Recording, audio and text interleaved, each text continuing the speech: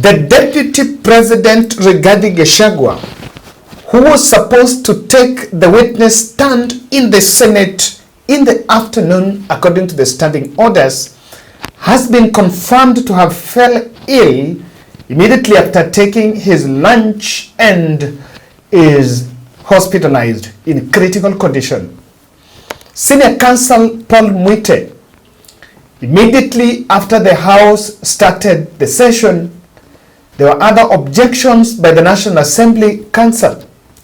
But immediately Paul Muite was asked to usher in his own sole witness, Rigathi Gachagua. He took 5 minutes also looking for the Deputy President, and they will later come to confirm to the Speaker that the Deputy President fell ill, and he has been reliably been informed that Rigathi Gachagua has been rushed to the hospital. I would want us to watch the other report that I've listened to Dan Manzo saying is that Rigathi Gachagua had lunch with a cohort of Mount Kenya senators in his office in Arambe House, Alex. And after that, the senators just retreated to the chambers, but they left the Deputy President in the office, only later to be confirmed that the DP fell ill and was rushed to the hospital. Paul Muite has told the House that he was heading to the hospital to look at the condition of the Deputy President Rigathi Gachagua and find out whether he will be able to come and testify on the case leveled against him. I want us to listen to what the Speaker of the Senate, Amason Kingi, have said, and let us just get it. It will be unprofessional, unethical, and uncouth to try to create spin and twists. I've seen some people taking that angle, because when it comes to matters sickness, we are all human beings, and the body sometimes can decline. So we have to take positive what the Deputy President Council have told the country. It is unprecedented situation that has thrown the country and the legal minds in some sort of uncertainty. Opinions are divided as to whether the sessions should continue or they should wait for the Deputy President if he can be able to appear in the Senate. And why there is a constitutional provision for this session to end today, there are some that also argue that it is not a must that it ends today.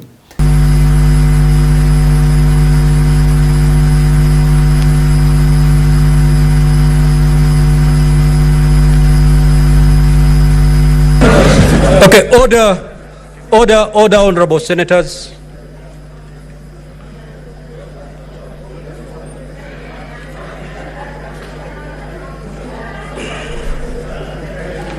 Order, honorable senators.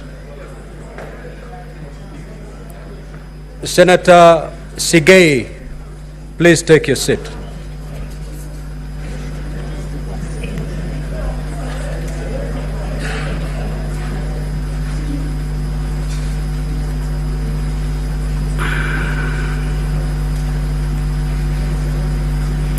Now, honorable senators, we are facing a very unprecedented situation. At the rise of this House at 1:15, I indicated that upon resumption, we were going to hear the Deputy President. Upon resumption, Senior Counsel Paul Muite, for and on behalf of the Deputy President, when I asked him to usher in the Deputy President for purposes of presenting him to give his evidence in chief, the Senior Counsel indicated that even him he was unaware of the whereabouts of his client, and he asked for a few minutes to go fetch him, wherever he was.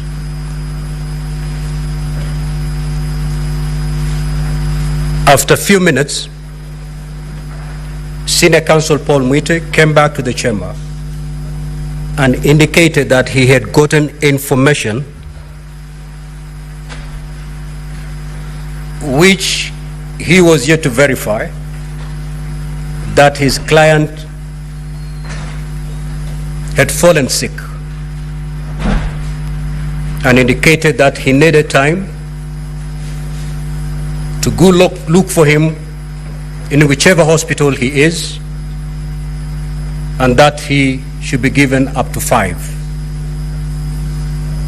p.m. today. The Counsel for the National Assembly, in response, indicated that this is a time-bound process. He referred to the Senate to rule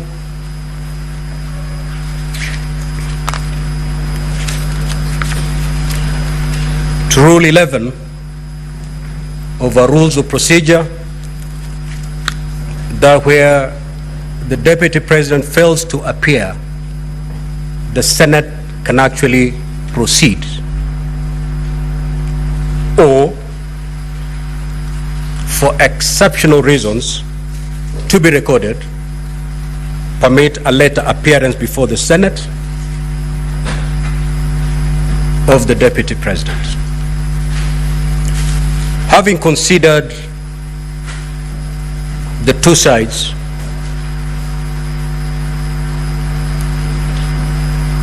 my directions are as follows: that we will suspend this sitting and resume at exactly 5.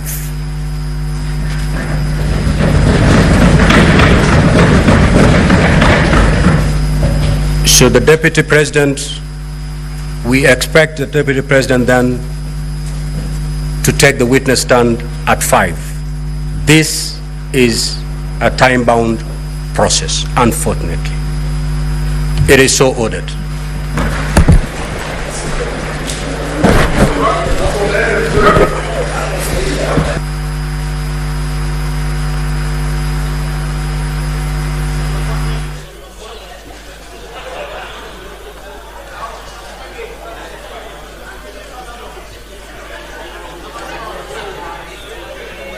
Suspending the proceedings. You have not done this, and we are seated in the chamber. The mess is in place. I do not know whether we want this to be the new standard, Mr. Speaker. Could you guide us? We have no idea how long we are going to wait. And time is running, Mr. Speaker. That these proceedings are time-bound. It's not so much about the situation in which His Excellency the Vice President finds himself. It's about the Senate complying with the provisions of the Constitution. That within that time frame, you must make a decision.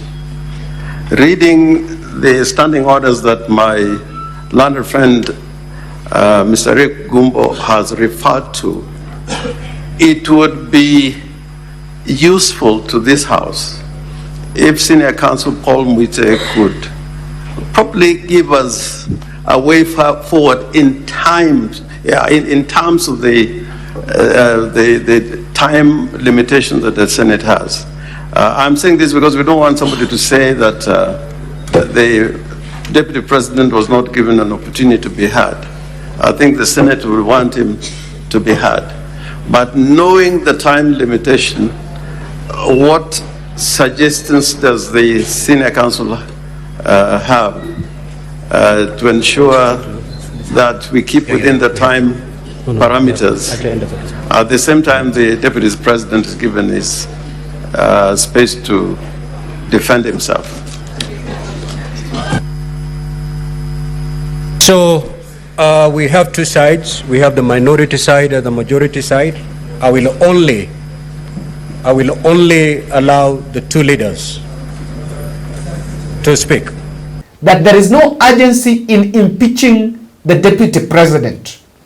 And this session could still be taken further. I remember at the very start of this session, when senators objected, remember Amason Kingi was saying that he wanted this session to end by Monday and Tuesday.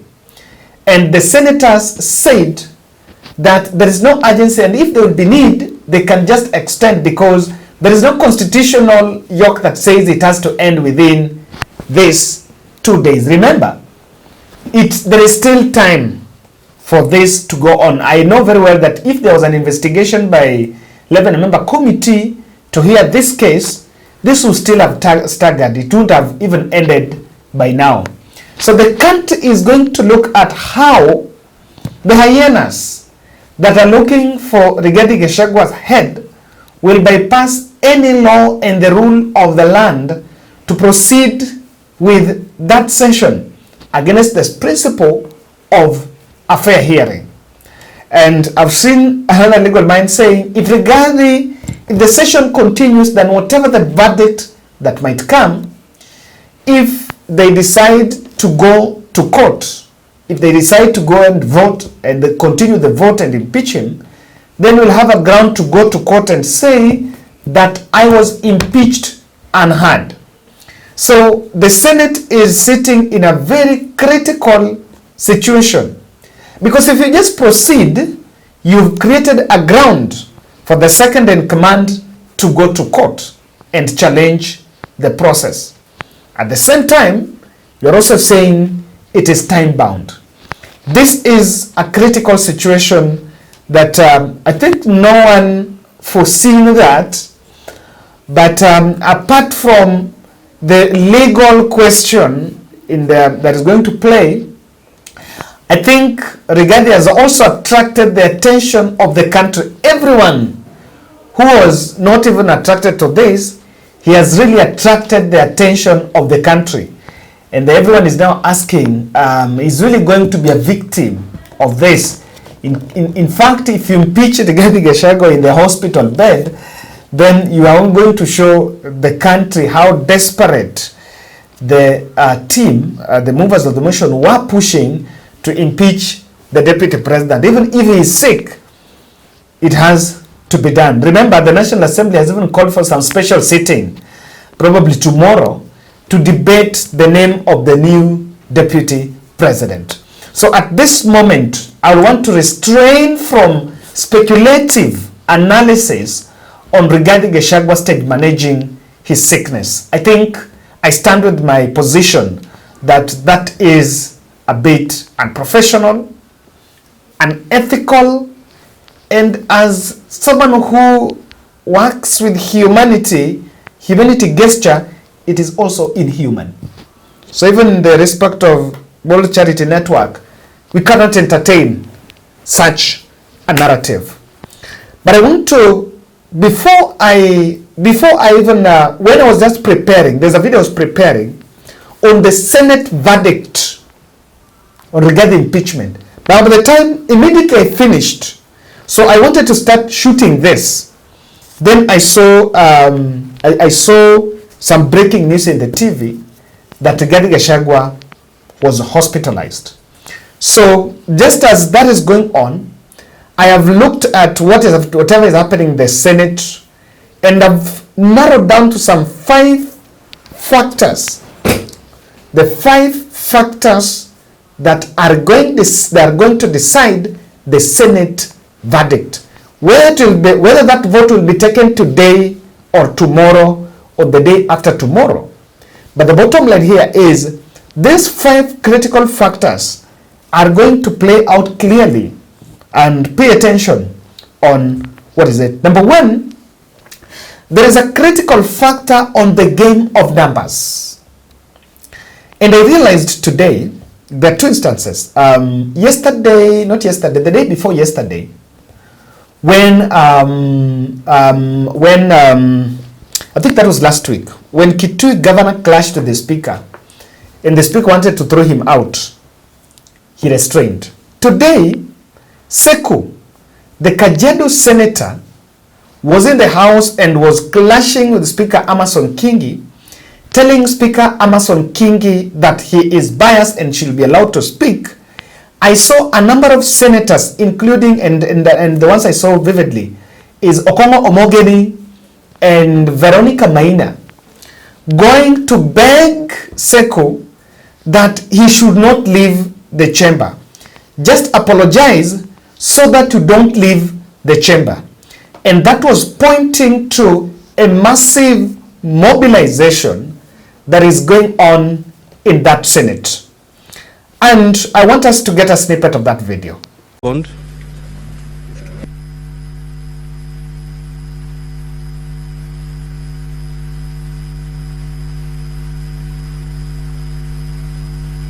Proceed witness to respond. Proceed to respond witness.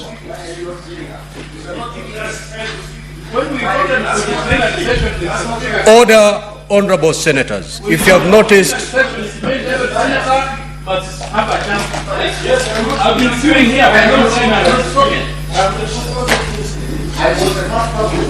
Honorable Seki, Honorable Seki, Honorable Seki, this hearing will terminate beyond midnight today. Let the witness respond to the queries that have been sought. Thereafter, we'll go for another round. Is there any problem? Honorable Seki, you're out of order. You're out of order. And I'm asking you to leave the chamber immediately. You cannot. You cannot direct the chair on what to do. Honorable Seki, unless you apologize, I'm going to throw you out of the chamber. You cannot say the chair is biased. If you've noticed, we've been going on lots. One lot, the witness answers, then I go for another lot. Honorable Seki, unless you apologize, I rule you out of order and I'm going to throw you out. Proceed. You either apologize or I throw you out.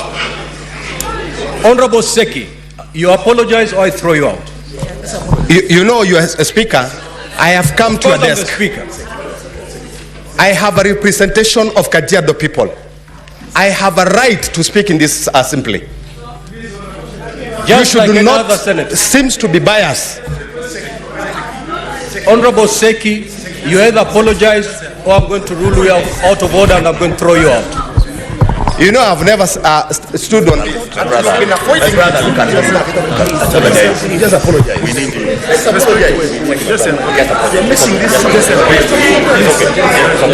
Order, honorable senators, order. Let me just apologize.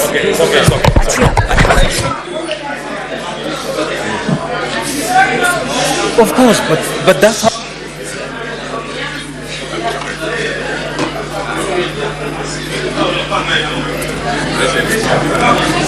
Honorable Seki, I have not heard the apology. Honorable Seki, you either proceed to apologize to the chair or you exit the chamber. Proceed. The floor is yours, Honorable Seki. I apologize. Take your seat. Now, Honorable Seki, Honorable Chute, and Honorable Omtata, you're totally out of order, pursuant to Standing Order 121, and I'm cautioning you. The first caution for the day. Honorable Chute, every senator here is elected to represent their people. If you notice from yesterday, we are going with lots. There is no senator who is more important than the other.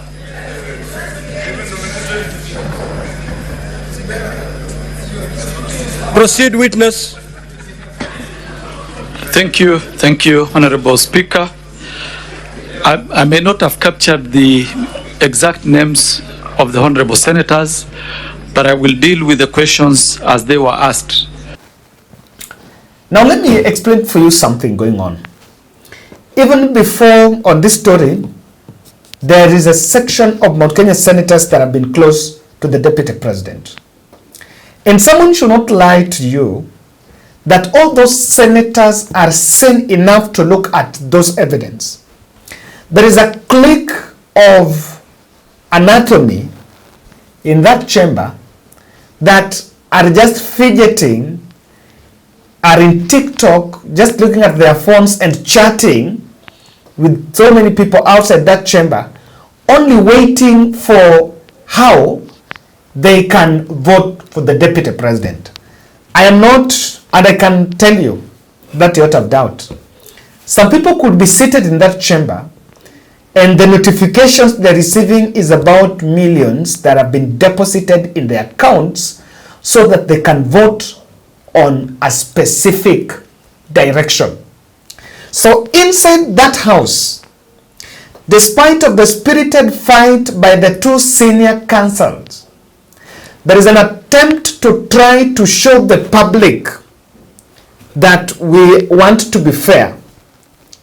But the truth of the matter, if you have been following the Rigathi Gachagua impeachment motion, you will agree with me that there is a force outside the legislature that wants Rigathi out.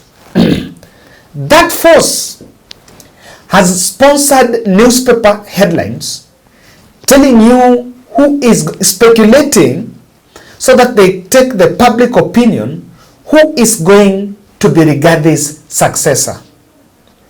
That force is not in that parliament, in that Senate, but that force is calling the shot outside to try to manipulate and ensure that even at the center, and look at it, if I listened to it, so a tweet by Lai saying that what the country must understand is that impeachment is a political process.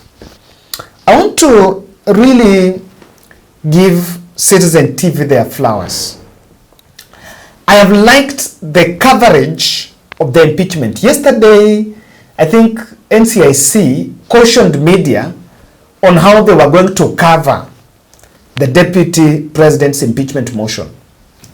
Now, if you've been following Citizen, you realize that at some break intervals, during those breaks, they have dispatched reporters across the country.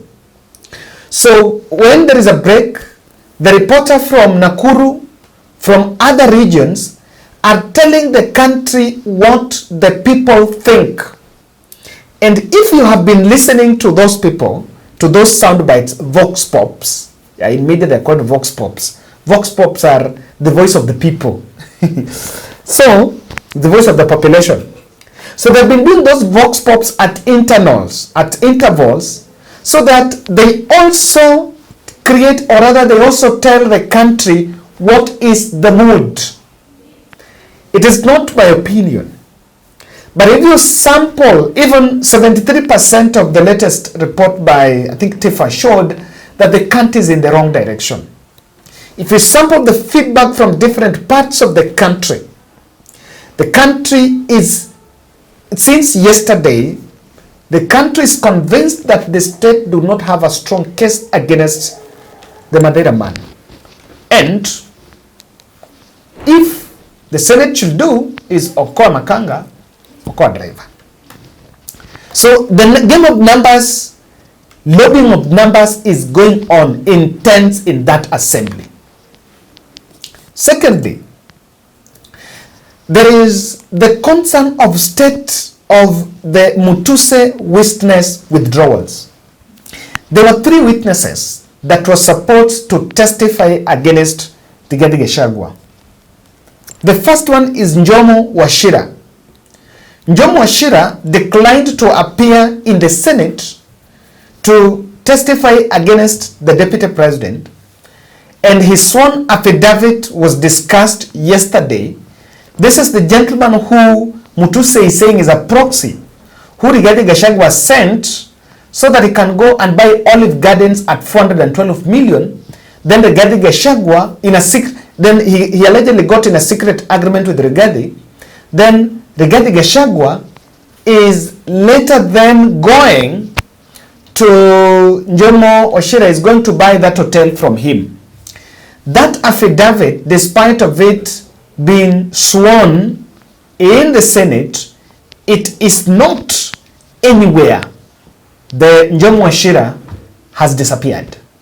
It's not in the Senate. So the Senate, that is witness number one. Number two is Johnson Sakaja. Johnson Sakaja was also another witness who was supposed to testify against the Deputy President Rigathi Gachagua. As we speak, Sakaja is currently, I think, in the US, it's in Europe, attending some summit talking about cities. The absence of Sakaja has rattled a section of senators who have also raised a question of how do we handle. I think if you listen to Sifuna has told the senior counsel that the Senate is a house that knows how to handle evidence or affidavits of witnesses who fail to appear before them, just like the judges of the High Court also knows how to treat such an witness. Mercy Wanjau, the secretary to the cabinet, was also supposed to testify against the deputy president, but is also not testified, and only just his sworn affidavit is there. My guess would be that his presence there, he would have been cross-examined, and he might have seen the kind of cross-examination that was done for Mwengi Mutuse yesterday. He was going to expose the president and the president's underbelly, because he's the person who is supposed to answer the question of insubordination and contradicting the president. It is a claim that has been leveled against the deputy president. And the other state witness that is also not there is the deputy president, not state witness. So the Senate will also have to determine the fate of that case, if they are determined today, on unavailability of the deputy president Rigathi Gachagua. I don't know if the Senate proceeds to vote, how they would vote on that matter and vote on the deputy president's case before they even hear him. Remember, he's supposed to be heard. So is he condemned and heard? I've seen quarters saying that the DP has chickened out. I've restrained myself from that thought because he's a human being. He can fall sick. And on matters, sometimes you don't want to believe anyone on anything. But why will someone fake sickness? Because sickness is natural, it comes. Looking at the caliber of the case, yes, you can also get some suppression.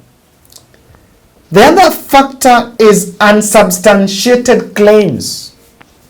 And I want to use an example. Mwengi Mutuse spoke about a named cooperative that has been taken over by members of the Rigathi family, and they are now using it. They are financially swindling that. And my good senator from Homa Bay asked, what is this unnamed coffee cooperative from Nyeri where they are blaming? Now, you don't name it, but you want the Senate to believe that there is a charge against the deputy president on such a coffee cooperative. So there is a lot of unsubstantiated claims. The other third aspect is the arrogance and the colossal failure by Mwengi Mutuse to prosecute his case against the deputy president yesterday. He failed. He failed. Anything apart from failure is pampering him. But the truth of the matter is that Mwengi Mutuse did not present a watertight case against the deputy president. And lastly, the court watch. And I've seen a statement from Philomena Mwilu has said that there is always a first of all. So this is the first. But what the Senate must understand is that the impeachment of the deputy president is just like others for the governors and the deputy governors. The moment we normalize the impeachments of the deputy president and we raise the bar, we might be doing a better thing. Everything has its own first. And the impeachment process that is ongoing regarding our deputy president is not unique. It's an application of the Constitution. It's not something that has been plugged from the air. It has a constitutional process to follow. And therefore, to that extent, it is a constitutional process. If it comes back to the courts, it's been in the courts, you know, the number of 20 whatever applications and cases.